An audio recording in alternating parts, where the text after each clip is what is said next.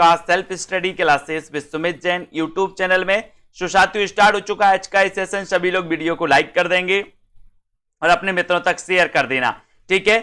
इस self study classes app को आपको डाउनलोड कर लेना दोस्तों। अगर आप डीएसएसबी तैयारी कर रहे हैं या फिर एलटी ग्रेड की तैयारी कर रहे हैं, UP, TGT, PGT, Punjab master cadre है ना, एचपी टेट या फिर किसी भी टेट की तैयारी कर रहे हैं और हिंदी साहित्य आपका सब्जेक्ट है, तो सेल्फ स्टडी क्लासेस ऐप में दोस्तों आपको बम्पर तरीके से पढ़ाया जाता है। आप इसको डाउनलोड कर लें और साथ ही ये बिल्कुल free 2020 test series self study classes app में लॉन्च की गई है। सेल्फ स्टडी क्लासेस ऐप आपको डाउनलोड करना प्ले स्टोर से। सप्ताह में ये 2 दिन टेस्ट सीरीज होती है दोस्तों, बिल्कुल फ्री होती है। तो सभी साथी इसमें दोस्तों अपना अध्ययन कर सकते हैं। और साथ ही अगर आपको एडमिशन लेना है और पढ़ना है पेड तरीके से दोस्तों, रेगुलर तरीके से, तो जूनियर सुपर टेट का बैच स्टार्ट हो रहा है 2 सितंबर से। न्यू बैच, बिल्कुल शुरुआत से अध्ययन, बहुत ही बढ़िया बम्पर ट्रिक के माध्यम से अध्ययन आपको करवाया जाएगा। हिंदी साहित्य 100 नंबर के लिए जूनियर सुपर टेट वाले सभी साथी, ठीक है। और हिंदी साहित्य का संपूर्ण कोर्स, इस कोर्स में आपको एडमिशन लेना है दोस्तों 31 अगस्त तक। इसका प्राइस बहुत ही कम रखा गया, यानी कि 1000 रुपए रखा गया, ठीक है। उसके बाद सभी कोर्सेज की प्राइस बढ़ जाएगी। अगर आप नेट एग्जाम की तैयारी कर रहे हैं या किसी भी एग्जाम की तैयारी कर रहे हैं और हिंदी साहित्य की आप प्रैक्टिस करना चाहते हैं, तो प्रैक्टिस के लिए 10,000 प्रश्नों की एक टेस्ट सीरीज लॉन्च की गई है। आप 599 हिंदी साहित्य की भरपूर प्रैक्टिस कर सकते हैं साथियों, है ना। और पंजाब मास्टर कैडर वाले सभी साथी जिनको भी मॉडल पेपर लेना है, वो मॉडल पेपर लॉन्च हो चुका है। तो इस मॉडल पेपर में आप दोस्तों एडमिशन लेकर के अध्ययन कर सकते हैं, ठीक है। स्टार्ट करते हैं आज का ये सेशन। सभी लोगों को बताना है। आज का पहला प्रश्न है, प्राकृत प्रकाश किसकी रचना है? प्रश्न क्रमांक 1 है, प्राकृत प्रकाश किसकी रचना है? ये आपको चयन करना है। सभी लोग चयन करेंगे। एक बार वीडियो को सभी लोग लाइक कर दें हमारे सभी साथी।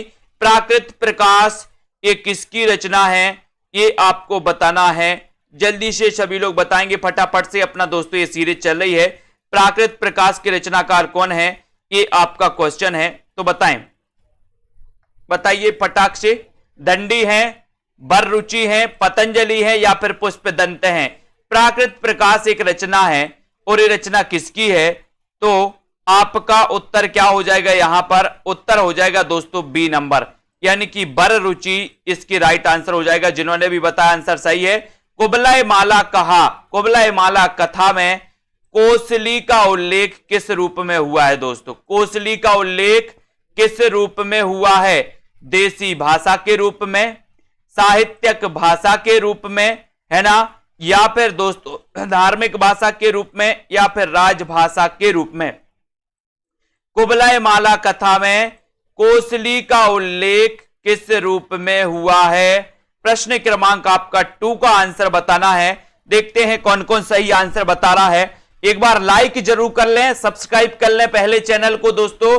कुबलाए माला कहा में कोसली का उल्लेख किस रूप में हुआ, ये आपका क्वेश्चन है। तब आपने उत्तर लगाया है कि सर देसी भाषा के रूप में। ये नंबर आपका देसी भाषा के रूप में बिल्कुल सही हो जाएगा। ये नंबर आपका राइट आंसर है। ब्रजबुली निम्न में से क्या है? ब्रजबुली क्या है दोस्तों, बताएं। 3 नंबर प्रश्न है, उत्तर आपको बताना है, लाइक करना है, अपने मित्रों तक शेयर भी करना है। बताएं ब्रजबुली निम्न में से क्या है? ब्रजबुली, ब्रजबुली क्या है, ये आपका क्वेश्चन है। ब्रजभाषा का एक महाकाव्य है। बंगला का दोस्तों एक कृत्रिम रूप है। राधा की सर्वप्रिय सहेली का नाम है, या फिर अवधि, ब्रज और बुंदेली का मिश्रित रूप है। ये ब्रजबुली आपको बताना है। ब्रजबुली निम्न में से क्या है, ये आपका प्रश्न है। प्रश्न क्रमांक 3 है और आपका राइट आंसर यहां पर चला जाएगा ये बी नंबर, यानी कि बंगला का एक कृत्रिम रूप है। बी जिन्होंने बताया है 3 का, वो बिल्कुल सही है, ठीक है। बंगला का एक कृत्रिम रूप है दोस्तों ब्रजबुली, ठीक है। बी नंबर आपका वेरी गुड आंसर।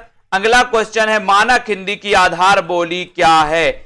मानक हिंदी की आधार बोली क्या है?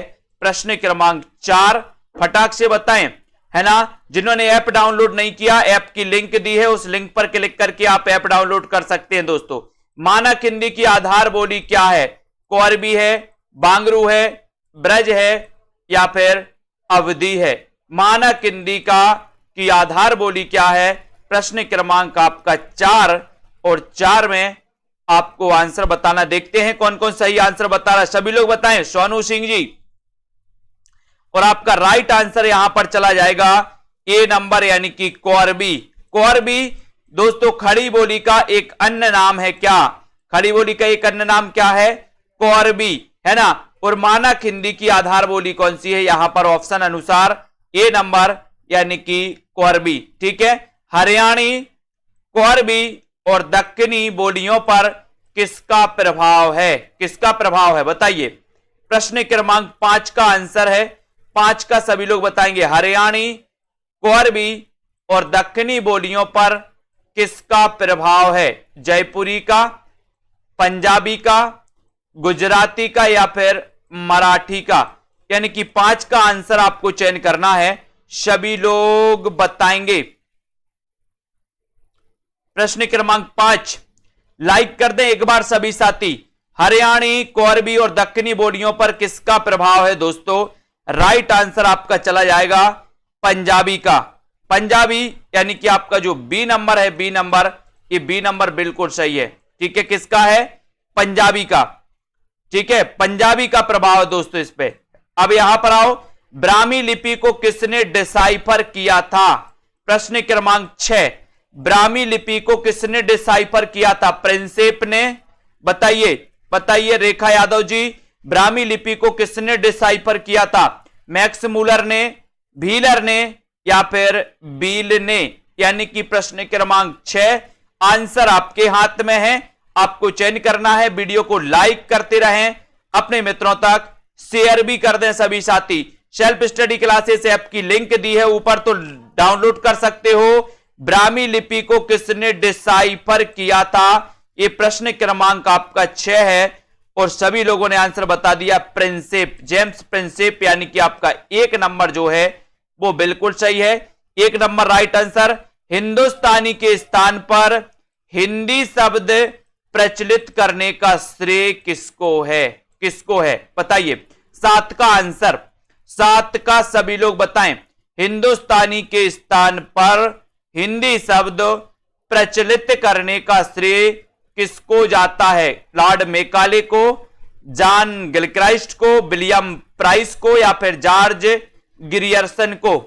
सभी लोग आंसर बताएंगे। क्वेश्चन थोड़ी से कठिन लेकिन बहुत अच्छे, है ना। हिंदुस्तानी के स्थान पर हिंदी शब्द का प्रचलित करने का जो श्रेय है वो किसका है? किसको है? 7 का आंसर आपको चयन करना है और साथ में आपका आंसर चला जाता है जॉन गिलक्राइस्ट, यानी कि आपका जो बी नंबर है, बी नंबर, ये बिल्कुल सही है दोस्तों। जॉन गिलक्राइस्ट आपका राइट आंसर है। राइट यानी कि वेरी गुड आंसर, बहुत बढ़िया। उर्दू की जगह हिंदी को राजभाषा बनाए जाने के लिए सबसे पहले पत्र व्यवहार किसने किया दोस्तों? उर्दू के स्थान पर हिंदी को राजभाषा बनाए जाने के लिए सबसे पहले पत्र व्यवहार किसने किया? पत्र व्यवहार किसने किया सबसे पहले? महात्मा गांधी ने, भीमराव अंबेडकर ने, भारतेंदु हरिश्चंद्र ने या फिर दोस्तों दयानंद सरस्वती ने? किसने किया सबसे पहले पत्र व्यवहार हिंदी को राजभाषा बनाए जाने के लिए? प्रश्न क्रमांक आपका 8 है। कुबेर जी बताइए आंसर क्या हो जाएगा? सबसे पहले पत्र व्यवहार किसने किया? तब आपका विकल्प अनुसार यहां पर राइट आंसर हो जाएगा भारतेंदु हरिश्चंद्र ने, यानी कि आपका सी नंबर बिल्कुल सही है। सी नंबर आपका यहां पर राइट आंसर हो जाएगा हिंदी को राजभाषा बनाए जाने के लिए। ठीक है, तो यहां पर दोस्तों आपका सी राइट आंसर हो जाएगा। ठीक है, डी नंबर 8 का, है ना।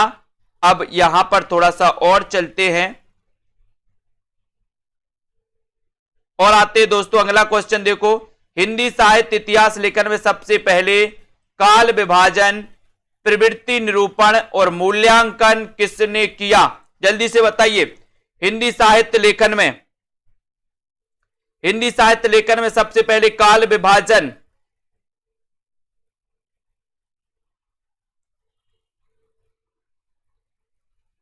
जल्दी बताओ।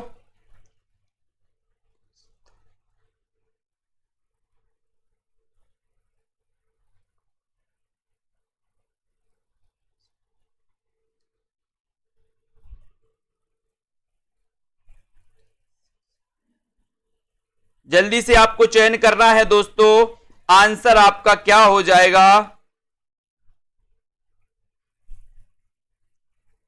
आंसर आपका हो जाएगा प्रश्न क्रमांक 9 में सबसे पहले काल विभाजन और प्रवृत्ति निरूपण में आपका बिल्कुल सही आंसर आया है डॉक्टर ग्रियर्सन, यानी कि डी नंबर आपका बिल्कुल सही। अगला क्वेश्चन देखते हैं दोस्तों। अगला क्वेश्चन बताना है किसके भक्तिपरक गीतों का संकलन अभंग के नाम से जाना जाता है। अभंग के नाम से जाना जाता है, सभी लोग बताएंगे। राइट आंसर क्या है, प्रश्न क्रमांक 10 का आंसर आपको बताना है।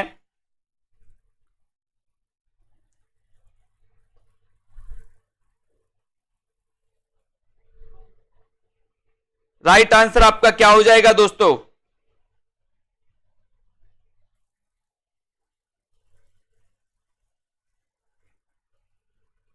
और यहां पर आपका सही आंसर क्या हो रहा है, अभंग के नाम से है 10 का आंसर, और 10 में उत्तर हो जाएगा आपका नामदेव, यानी कि 1 नंबर आपका बिल्कुल सही है। 1 नंबर जिन्होंने बताया है उनका answer very good answer. Hindi साहित्य के उत्तर मध्यकाल को सर्वप्रथम रीतिकाल किसने कहा दोस्तों, रीतिकाल किसने कहा। एक और क्वेश्चन आपके लिए आया है, जल्दी से बताएं।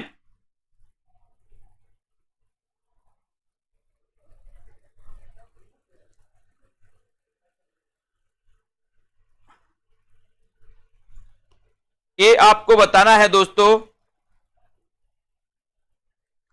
हिंदी साहित्य के उत्तर मध्यकाल को रीतिकाल सबसे पहले किसने कहा, तो आपका उत्तर हो जाएगा रामचंद्र शुक्ल, यानी आपका बी नंबर बिल्कुल सही हो जाएगा। रामचंद्र शुक्ल आपका राइट आंसर हो जाएगा, बी नंबर। शिक्षा के प्रसार के लिए भारतेंदु ने एक स्कूल खोला था जो अब उन्नति करते करते हरिश्चंद्र डिग्री कॉलेज हो गया। इस स्कूल का आरंभिक नाम क्या था। अच्छा क्वेश्चन है दोस्तों, इस स्कूल का आपको आरंभिक नाम चयन करना है तो करिए। शिक्षा के प्रसार के लिए इन्होंने खोला था, इसका आंसर आपको चयन करना है। शिक्षा के प्रसार के लिए भारतेंदु ने एक स्कूल खोला था, इस स्कूल का नाम आपको बताना है। इस स्कूल का आरंभिक नाम क्या था, आरंभिक नाम जो वर्तमान में जिसका नाम है हरिश्चंद्र डिग्री कॉलेज है ना, और उसका आपको बताना है कि सर इसका जो है प्रारंभिक नाम था चौखंबा स्कूल, यानी बी आपका बिल्कुल सही है, बी नंबर आपका राइट आंसर है। सब बुझे दीपक जलालू है ना, घिर रहा तम आज दीपक रागनी अपनी जगालू, यह पंक्ति किसकी है। सब बुझे दीपक जलालू घिर रहा तम आज दीपक रागनी अपनी जगालू, जलालू दोस्तों ये पंक्ति किसकी है। प्रश्न क्रमांक 13 का आंसर बताना है। तेरा मेरा का चक्कर आ गया है, बताएं नीरज कुमार जी। सब बुझे दीपक जलालू घिर रहा है तम आज दीपक रागनी अपनी जगालू है ना। यहां पर आपका उत्तर हो जाएगा कि ये जो पंक्ति है दोस्तों, ये पंक्ति है महादेवी वर्मा की। महादेवी वर्मा यानी कि आपका जो डी नंबर है वो बिल्कुल सही है, महादेवी वर्मा जी की पंक्ति है दोस्तों। रणधीर प्रेम मोहिनी नाटक के रचयिता कौन है ना, ये आपको बताना है दोस्तों। हिंदी का प्रथम दुखांत नाटक माना जाता है रणधीर प्रेम मोहिनी, इसके रचनाकार कौन है, रणधीर प्रेम मोहिनी के रचनाकार कौन है आपको चयन करना है। प्रश्न क्रमांक 14 का आंसर बताना है, बताएं रणधीर प्रेम मोहिनी नाटक के रचनाकार कौन है। अच्छा क्वेश्चन है, बढ़िया प्रश्न है, आपको लाइक शेयर कर देना अपने मित्रों तक है ना। रणधीर प्रेम मोहिनी नाटक के रचनाकार आपको बताना है और सीधा आंसर आपका आपने बताया है सी नंबर, वेरी गुड, लाला श्रीनिवास दास, सी नंबर आपका बिल्कुल सही है। ठीक है, स्वर्ग की विचार सभा निबंध कृति के लेखक कौन है दोस्तों, स्वर्ग की विचार सभा निबंध कृति के लेखक कौन है। राधाचरण गोस्वामी, श्रीनिवास दास, भारतेंदु या फिर प्रेमघन। यानी कि आपके पास प्रश्न क्रमांक 15 है, लाइक करना है। सेल्फ स्टडी क्लासेस ऐप की लिंक दी है दोस्तों ऊपर, तो लिंक से आपको ऐप भी डाउनलोड कर लेना है। ठीक है, तो लिंक से आप ऐप को डाउनलोड कर सकते हो। स्वर्ग की विचार सभा निबंध कृति के लेखक कौन है ये आपको बताना है प्रश्न क्रमांक 15 में, और आपका राइट आंसर हो जाएगा कि सर ये स्वर्ग की विचार सभा यानी कि भारतेंदु जी की ये निबंध कृति है ना। तो आपका यहां पर सी नंबर भारतेंदु जी बिल्कुल सही हो जाएगा, वेरी गुड। बंग महिला की कहानी दुलाई वाली को हिंदी की प्रथम मौलिक कहानी किसने माना? बताइए, बताएं। बहुत बढ़िया क्वेश्चन है। बंग महिला की कहानी है दोस्तों दुलाई वाली। दुलाई वाली किसकी कहानी है? बंग महिला, जिनका वास्तविक नाम था राजेंद्र बाला घोष, है ना। अब दुलाई वाली ये 1907 की कहानी है दोस्तों। कब की है? 1907 की। और हिंदी की प्रथम मौलिक कहानी इसको किसने माना है? प्रश्न क्रमांक 16 है। अच्छा क्वेश्चन है। किसने माना है दुलाई वाली को हिंदी की प्रथम कहानी? बताएं, सभी लोगों को बताना। रामचंद्र शुक्ल लिखा है यहां पर। कौन कौन बता रहा है? बहुत सारे लोगों ने तो आओ देखा ना ताव लगा दिया रामचंद्र शुक्ल, लेकिन आपका उत्तर है राय कृष्णदास। राय कृष्णदास ने दुलाई वाली को हिंदी की प्रथम मौलिक कहानी माना दोस्तों। और दुलाई वाली का रचना काल क्या है? तो 1907 है। डी नंबर आपका यहां पर बिल्कुल सही हो जाएगा। पाप और पुण्य के चिरंतन नैतिक प्रश्न को प्रस्तुत करने वाला उपन्यास कौन सा है? पाप और पुण्य के चिरंतन नैतिक प्रश्न को प्रस्तुत करने वाला उपन्यास कौन सा है? उपन्यास आपको बताना है पाप और पुण्य के चिरंतन नैतिक प्रश्न को। प्रश्न क्रमांक आपका 17 है। 17 का आंसर आपको चयन करना है। 17 में थोड़े से कठिन प्रश्न हैं, लेकिन अच्छे प्रश्न हैं दोस्तों। बताइए, पाप और पुण्य के चिरंतन नैतिक प्रश्न को प्रस्तुत करने वाला उपन्यास कौन सा है? ये आपका प्रश्न है। और आपने लगाया है कि सर चित्रलेखा। चित्रलेखा ये उपन्यास किसका है? इसका आंसर भी बताना है। चित्रलेखा उपन्यास के रचनाकार कौन है? इसका आंसर भी आपको चयन करना है। यहां पर तो आपका 1 नंबर बिल्कुल सही है। तुलनात्मक आलोचना का जनक इनमें से कौन है? तुलनात्मक आलोचना का जनक इनमें से कौन है? पदम सिंह शर्मा, भारतेंदु हरिश्चंद्र, प्रेमघन या फिर शांति प्रिय द्विवेदी। तुलनात्मक आलोचना का जनक आपको बताना। क्वेश्चन अच्छा है दोस्तों, सभी लोग बताएंगे तुलनात्मक आलोचना का जनक इनमें से कौन है? बताएं। राइट आंसर आपका क्या हो जाएगा? प्रश्न क्रमांक आपका 18 है। और 18 में सीधा सीधा आंसर आपका जा रहा है कि सर ये पदम सिंह शर्मा है तुलनात्मक आलोचना के जनक। 1 नंबर आपका बिल्कुल सही है। ये नंबर आपका राइट आंसर है। गांधी जी कौन है के लेखक हैं दोस्तों? प्रश्न क्रमांक 19, गांधी जी कौन है, इसके लेखक कौन है? गांधी जी कौन है के लेखक कौन है? प्रश्न क्रमांक 19। 19 का आंसर आपको बताना है। बताएं, सभी लोग बताएंगे। सौरभ वर्मा जी, है ना, बीरेंद्र जी, गांधी जी कौन है, इसके लेखक कौन है? बताओ। और सभी लोगों ने बताया है कि सर गांधी जी कौन है, इसके लेखक हैं राम नरेश त्रिपाठी। यानी कि आपका उत्तर सी नंबर जो है वो बिल्कुल सही है। C number Ram Naresh Tripathi right answer. बहुत बढ़िया। कहीं ना जाए का कहिए किसकी आत्मकथा है? कहीं ना जाए का कहिए, बताइए जरा। प्रश्न क्रमांक 20 में किसकी आत्मकथा है? कहीं ना जाए का कहिए। बहुत अच्छा क्वेश्चन है दोस्तों। वृंदावन लाल वर्मा का की भगवती चरण वर्मा, निर्मल वर्मा या फिर राम कुमार वर्मा? कहीं ना जाए का कहिए, ये किसकी आत्मकथा है? अच्छा क्वेश्चन है। सभी लोग बिल्कुल सरल आंसर है, करेक्ट आंसर बताएंगे। अजय शर्मा जी, नितिका जी, बहुत बढ़िया। भगवती चरण वर्मा। भगवती के पास आप जाते हो और भगवती से कहते हो कि भगवती कहीं ना जाए का कहिए। ऐसी बीत रही है, ऐसी बीत रही है कि अब कहीं नहीं जाती कुछ, है ना। तो ये भगवती चरण वर्मा, बी नंबर सही है। जिंदगी मुस्काई किसका संस्मरण है? महादेवी वर्मा का, कन्हैया लाल मिश्र प्रभाकर का, या फिर दोस्तों, और जल्दी जल्दी से आपको बताना है तो फटाफट से जल्दी जल्दी से क्वेश्चन बताते जाएं, है ना। ये बताना है जिंदगी मुस्काई ये किसका संस्मरण है? जिंदगी मुस्काई, है ना। और 21 का आंसर है। सेल्फ स्टडी क्लासेस ऐप को सभी लोग डाउनलोड कर लेंगे और उत्तर यहां पर हो जाएगा कन्हैया लाल मिश्र प्रभाकर। बी नंबर आपका correct answer. B number right, very good. Halku किसका रेखा चित्र है दोस्तों? हल्कू किसका रेखा चित्र है? प्रेमचंद का, चतुर्सेन शास्त्री का, भगवती चरण वर्मा का या फिर वृंदावन लाल वर्मा का? हल्कू किसका रेखा चित्र है? सभी को आंसर बताना है, सभी लोगों को बताना है। हल्कू किसका रेखा चित्र है? प्रश्न क्रमांक 22 में और ये आंसर क्या हो जाएगा, यहां पर रेखा चित्र पूछ लिया गया 22 का। हल्कू, हल्कू किसका है, कन्हैया लाल किसका, वृंदावन लाल वर्मा का है, यानी कि आपका यहां पर डी नंबर बिल्कुल सही है दोस्तों, डी नंबर वृंदावन लाल वर्मा का। डी नंबर जिन्होंने भी बताया है उनका आंसर सही है। अमित राणा जी बहुत बढ़िया। आकांक्षा गुप्ता जी, सुबह के रंग किसका यात्रा साहित्य दोस्तों, सुबह के रंग यात्रा साहित्य के लेखक कौन है, सुबह के रंग, विभूति नारायण, अमृत राय, बताइए।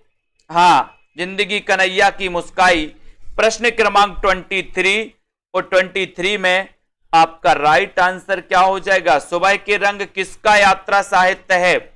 यात्रा साहित्य आपको चयन करना है और सीधा आंसर आपका जा रहा है, बोले सुबह के रंग जो होते हैं वो अमृत जैसे होते। सर कैसे होते हैं, अमृत जैसे, ऐसा लगता है सुबह के रंगों में कि वो अमृत जैसे होते, अमृत जैसे, यानी कि आपका बी नंबर अमृत राय जी का है। ठीक है, बी आपका सही है। बंगाल का अकाल बताना है दोस्तों, बंगाल का अकाल किसका रिपोर्टाज है, 24 का आंसर बताना है। बंगाल का अकाल किसका रिपोर्टाज बताना है, किसका है बंगाल का अकाल, रिपोर्टाज के लेखक कौन माने जाते हैं, ये प्रश्न है आपका 24। और 24 में आपका सही आंसर क्या जा रहा है, 24 में बताना है आपको, बंगाल का अकाल रिपोर्टाज। और सभी लोगों ने आंसर बताया है प्रकाश चंद्र गुप्त का है दोस्तों, बी नंबर आपका बिल्कुल सही है। ठीक है, प्रकाश चंद्र गुप्त का, वेरी गुड, बहुत बढ़िया। किस पत्रिका का संपादन भारतेंदु ने नहीं किया, अच्छा क्वेश्चन है, किस पत्रिका का संपादन भारतेंदु ने नहीं किया, बताएं। बाला बोधनी का, हरिश्चंद्र का, भारतेंदु का, या फिर कवि बच्चन सुधा का, किसका संपादन भारतेंदु ने नहीं किया, यानी कि 25 का आंसर बताना है आपको, है ना। ये हरिश्चंद्र चंद्रिका है, हरिश्चंद्र चंद्रिका। ठीक है, तो सभी लोगों का आंसर आने चाहिए, वीडियो को सभी लोग बताएं, किस पत्रिका का संपादन भारतेंदु ने नहीं किया, ये आपका क्वेश्चन है। सभी को आंसर बताना है, लाइक करना है अपने मित्रों तक। और दोस्तों यहां पर आपका सही आंसर क्या हो जाएगा, इसका आपको चयन करना है, सभी लोग बताएंगे किस पत्रिका का संपादन भारतेंदु ने नहीं किया। और 25 में आपका सीधा आंसर हो जाएगा कि भारतेंदु पत्रिका का, यानी कि आपका C number, very good, C number आपका राइट आंसर। कविता में सर्वोपरि महत्व इनमें से किसका है, कविता में सर्वोपरि महत्व किसका है, बुद्धि का, कल्पना का, भाषा या फिर संगीत तत्व का। कविता में सर्वोपरि महत्व किसका है, सर्वोपरि महत्व आपको बताना है, कविता में सर्वोपरि महत्व किसका माना जाता है। दोस्तों लाइक कर देना, जिन्होंने self study classes app download नहीं किया नीचे लिंक दी है, लिंक से आप ऐप से जुड़ सकते हैं। और यहां पर 26 का आंसर आपको बताना होता है और आपका राइट आंसर हो जाएगा कल्पना, यानी बी नंबर आपका सही है। कविता में सर्वोपरि महत्व किसका है, तो वो है दोस्तों कल्पना का, काय का है, कल्पना का, बी नंबर आपका राइट आंसर। भट्ट लोलट के अनुसार निष्पत्ति का अर्थ क्या है दोस्तों, आपको पता है कि ये उत्पत्तिवाद के क्या हैं, प्रवर्तक हैं, है ना। लेकिन आपको भट्ट लोलट के अनुसार निष्पत्ति का अर्थ क्या है, निष्पत्ति का अर्थ बताना है आपको भट्ट लोलट के अनुसार, है ना। ये रस सूत्र के प्रथम व्याख्याकार भी माने जाते हैं दोस्तों। ठीक है, ये आपको चयन करना है, 27 का आंसर है। अच्छा क्वेश्चन है और 27 में आपका सही आंसर हो जाएगा कि सर इन्होंने निष्पत्ति का जो अर्थ लिया है वो लिया है उत्पत्ति, क्या लिया है, उत्पत्ति, यानी बी नंबर, उत्पत्ति आपका सही हो जाएगा, बी नंबर आपका सही हो जाएगा, उत्पत्ति राइट आंसर। ठीक है, जो बनवारी तो सफल, जो बनवारी नेह, जो बनवारी तो सफल, जो बनवारी नेह, कौन सा अलंकार है, 28 का आंसर बताएं। जो बनवारी तो सफल, जो बनवारी नेह, इस पंक्ति में कौन सा अलंकार है, यमक, श्लेष, बीप्सा या फिर चित्र, कौन सा अलंकार है, इसमें आपको चयन करना है ना। और सभी से बनेगा लगभग, सभी से बनेगा तो 28 का आंसर आपका सीधा जा रहा है दोस्तों, और सीधा जा रहा है यमक अलंकार की ओर। यमक यानी कि ए नंबर आपका बिल्कुल सही है। ए नंबर जिन्होंने बताया है उनका यमक राइट आंसर है ना। रसानुभूति कराने में किस शब्द शक्ति की प्रधानता होती है? रसानुभूति कराने में किस शब्द शक्ति की प्रधानता होती है दोस्तों? अभिधा की, लक्षणा की, व्यंजना की या फिर तात्पर्य की? रसानुभूति कराने में किस शब्द शक्ति की प्रधानता होती है? ये आपका क्वेश्चन है। 29 का आंसर आपको बताना है और आपका सीधा सीधा आंसर जा रहा है यहां पर। रसानुभूति कराने में किस शब्द शक्ति की प्रधानता होती है? राइट आंसर है आपका कौन सा? अभिधा। कौन सा है? अभिधा, यानी कि ए नंबर आपका सही है। अभिधा उत्तम काव्य है, मध्य लक्षणालीन। 1 नंबर आपका बिल्कुल राइट आंसर। किसमें मन के निगूढ़ तत्वों की झलक मिल जाती है दोस्तों? मन के निगूढ़ तत्वों की झलक किसमें मिलती है? बिंब में, फैंटेसी में, मिथक में या फिर कल्पना में?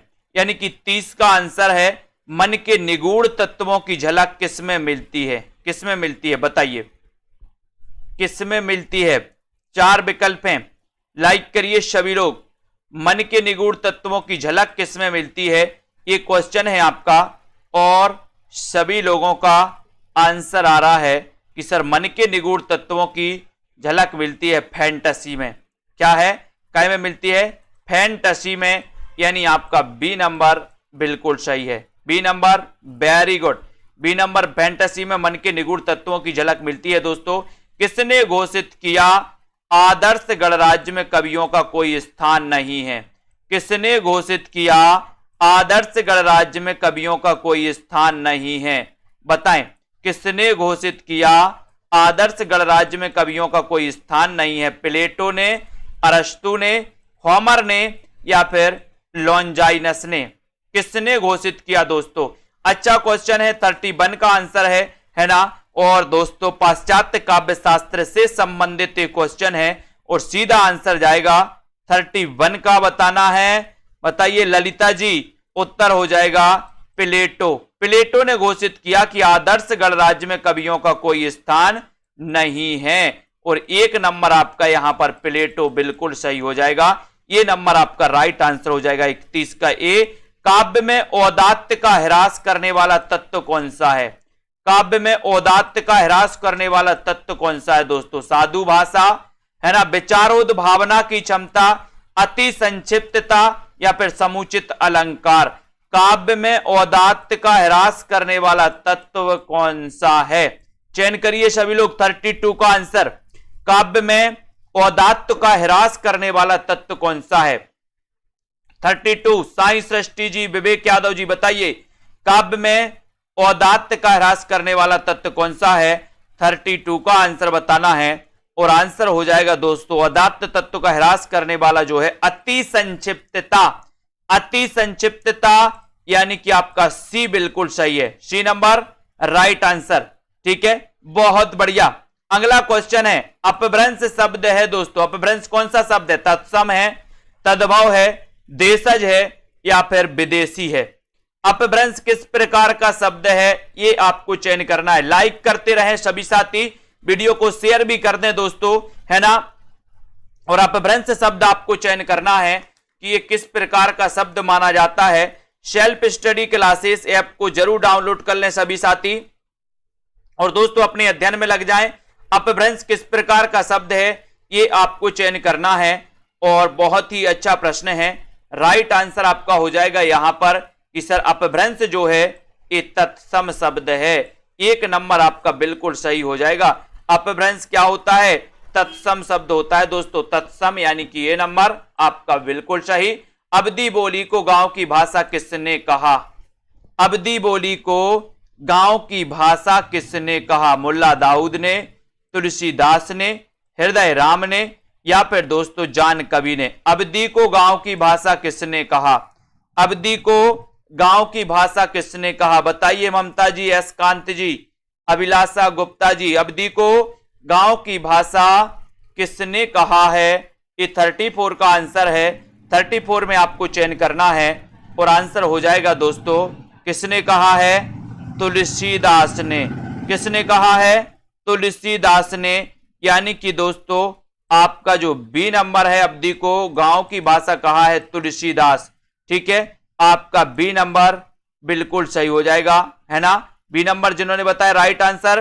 किस जिले की ब्रज भाषा पर कन्नौजी का प्रभाव है दोस्तों? किस जिले की ब्रज भाषा पर कन्नौजी का प्रभाव है? 35 का आंसर। 35 में थोड़ा सा कठिन प्रश्न है लेकिन अच्छा क्वेश्चन है। किस जिले की ब्रज भाषा पर कन्नौजी का प्रभाव है? बताइए, ब्रज भाषा पर कन्नौजी, किस जिले की ब्रज भाषा पर कन्नौजी का प्रभाव है? इसका आंसर आपको चयन करना है। और बोले सर आज के प्रश्नों में तो कान खड़े हो गए, कोई बात नहीं, लेकिन उत्तर आपको बी लगाना है, बरेली। बरेली की दोस्तों ब्रज भाषा पर कन्नौजी का प्रभाव है। बी नंबर आपको बिल्कुल सही हो जाएगा। बी जिन्होंने बताया है ना, जिसे हम शुद्ध हिंदी कहते वस्तुतः वह है। वह क्या है दोस्तों? 36 का आंसर।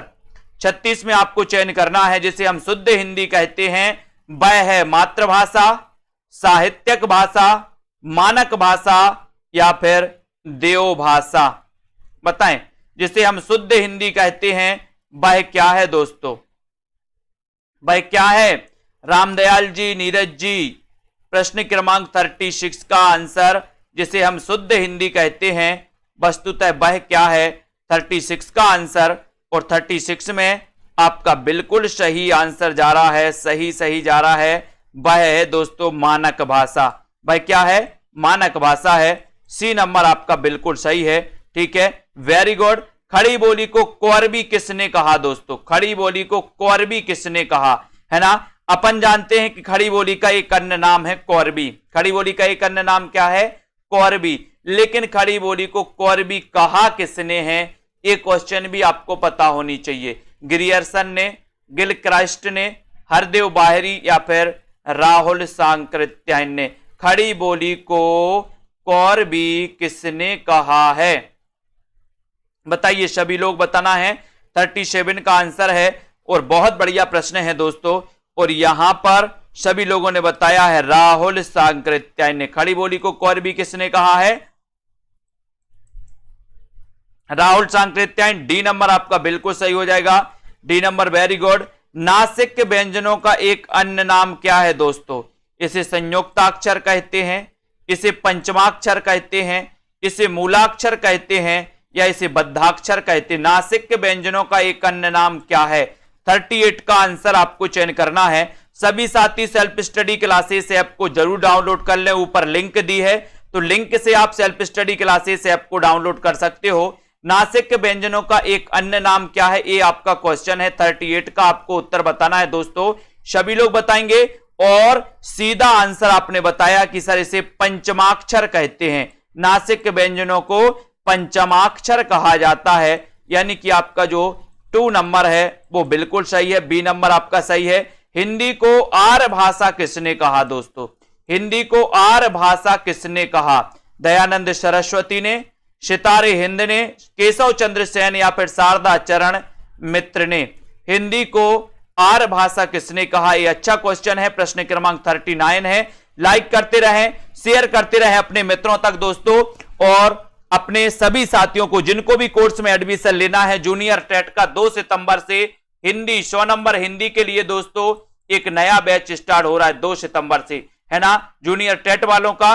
तो वो सभी साथी जिनको भी एडमिशन लेना है एडमिशन ले सकते हैं। 31 अगस्त तक इसकी फीस मात्र 1000 रखी गई है। उसके बाद सभी कोर्स की फीस बढ़ जाएगी। हिंदी को आर्य भाषा किसने कहा? 39 का प्रश्न है। और 39 में सभी लोगों ने बता दिया कि सर दयानंद सरस्वती, यानी कि ये नंबर। बोले क्यों कहा? बोले दया आ गई थी, दया। तो ये नंबर आपका बिल्कुल सही है।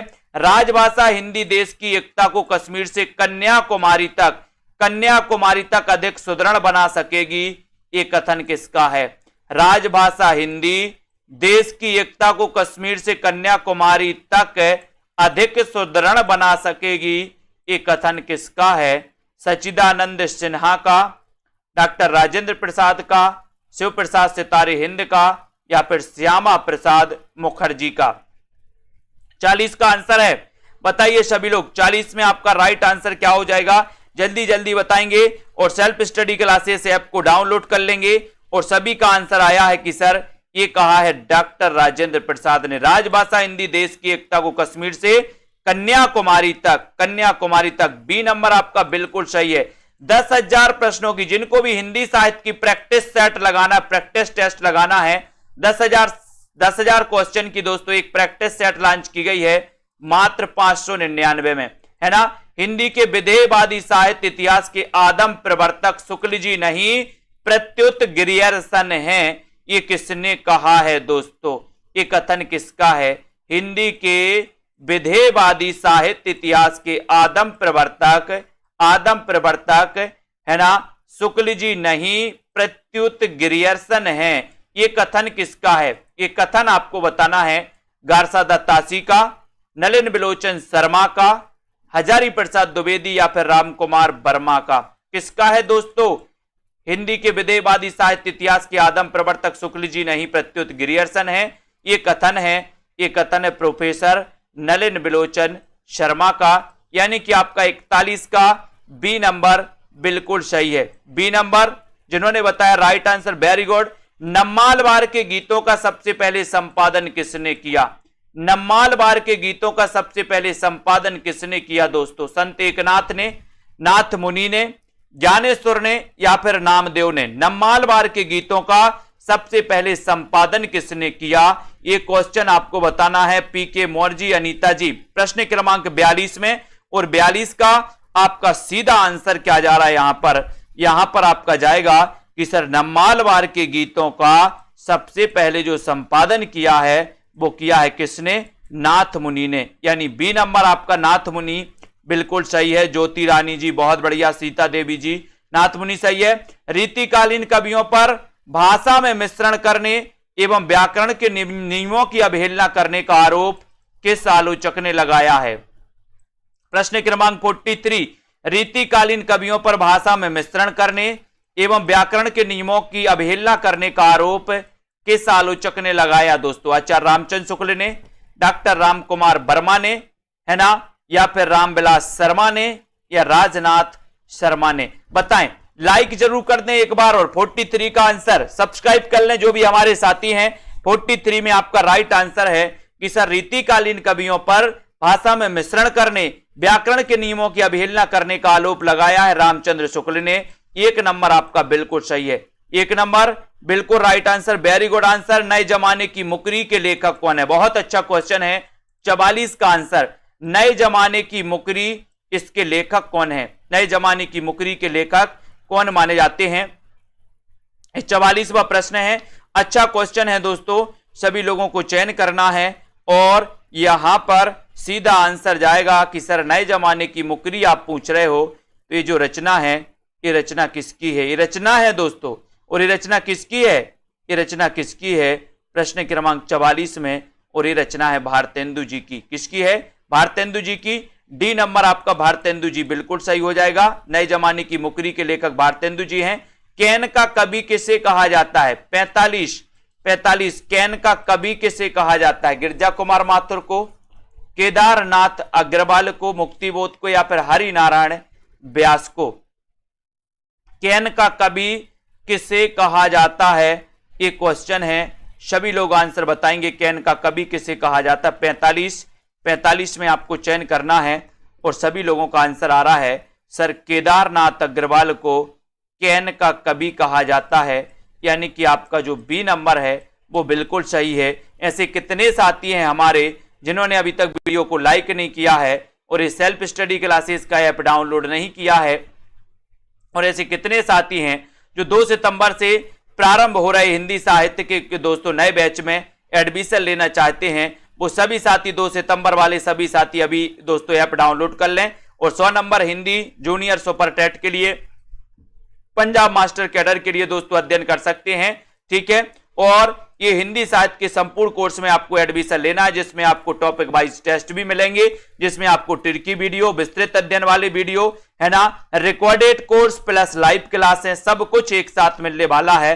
लाइव क्लासें अटेंड नहीं कर पाते तो रिकॉर्डेड से पढ़िए, लाइव क्लास अटेंड करते तो फ्री टाइम में रिकॉर्डेड से आप पढ़ सकते हो, है ना। तो जो भी साथी हैं जिनको भी पढ़ना है बहुत अच्छे से, वो नीचे लिंक दी है सेल्फ स्टडी क्लासेस ऐप की, उस ऐप पे दोस्तों लिंक से ऐप को डाउनलोड कर सकते हैं, अध्ययन कर सकते हैं। और ऐप पर आपको पता है कि 2020 टेस्ट सीरीज होती है, ये बिल्कुल फ्री 2020 टेस्ट सीरीज होती है। ऐप मात्र आप डाउनलोड कर लेते हैं, कोर्स में अगर एडमिशन नहीं लेना तो आप इस सीरीज में भी भाग ले सकते बिल्कुल फ्री में, ठीक है। तो जिन भी साथियों को, जो भी हमारे साथी हैं, श्याम पंडित जी, लवली ठाकुर जी, नीरज जी, साई सृष्टि जी, वीरेंद्र जी भाटी, विवेक जी, नितिका जी, अमिता जी, सौरभ जी, गीतू, रेखा जी, पीके, ममता जी, नीरज जी, दारसू जी, गायत्री, अर्चना जी, कल्पना, ठीक है, मधु जी, लता जी, संगीता, छाया, कमला जी, दारसू जी, सोनू सिंह जी, पूनम सैनी जी, नीरज जी, है ना, राघव जी, दारसू, बहुत बढ़िया, पीके मोर जी, आकांक्षा गुप्ता जी, मधु, सभी साथियों को, है ना, धन्यवाद। मोहित जी, बीनू, ललिता, रतिपाल जी, राजेश जी, दारसू, सोनू जी, लता जी, सभी साथियों को धन्यवाद। वीडियो को लाइक शेयर जरूर करें और दोस्तों अपने मित्रों तक, जिन भी साथियों को एडमिशन लेना है उन सभी साथियों को बता दें। Self study classes app download कर लें। निष्ठा जी, बीनू, सरोज जी, बहुत बढ़िया, बाल गोविंद जी हैं, है ना, ब्रिज जी हैं, कल्पना, निशा जी हैं, है ना, और गायत्री, अशोक, संजय पाठक जी, सभी साथियों को धन्यवाद। वीडियो को लाइक शेयर करते रहें। बबीता जी, पूजा जी, विजय जी, ललित जी, अशोक जी, पूनम, ममता जी, है ना, और दोस्तों तरकेश पाल जी, जया जी, कान्हा जी, धन्यवाद। अजय शर्मा जी, उदय यादव जी, आकांक्षा जी, धन्यवाद सभी साथियों को। सोनू सिंह जी, जय